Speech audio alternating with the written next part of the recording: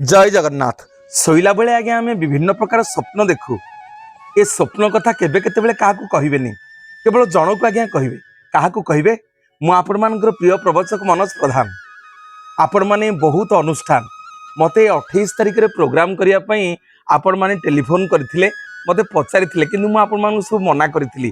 जो अनुष्ठान रो भाई माने मते आपण माने खोजुथिले 28 तारिख रे भल पाइबा देइथिले। 28 तारिख रे कार्यक्रम करिया पई एप्रिल मास 28/4/2026 मु से भाई मानू निवेदन करी 28 तारिख दिन मोर कौन कार्यक्रम नहीं।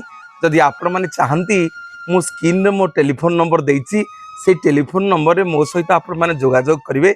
जो अनुष्ठान भाई माने मते टेलीफोन करी पचारुथिले, भाईना 28 तारिख रे गोटे डेट हमकु दियंतु, मु निश्चित भाव में 28 तारिख दिन आपण मान निकट को जीवी। मते 28 तारिख कार्यक्रम पई भजन प्रवचन पई 28 तारिख 2026 पई आपण माने जोगाजोग करिवे। मोर माँ माने बापा माने प्रत्येक दिन आम जो स्वप्न देखू, ए स्वप्न विषय केतेबेले काहा किछि कहिबेनी, केवल जनकू कहिबे। काहाकू कहिबे जानिछंती? आपणक दांड दुआरे जी प्रत्येक दिन पूजा पाउछन सी होछन माँ वृंदावती। तुलसी माता को आसी कहिबे भल स्वप्न देखंतु, भगवान को स्वप्न देखंतु कि खराब स्वप्न देखंतु।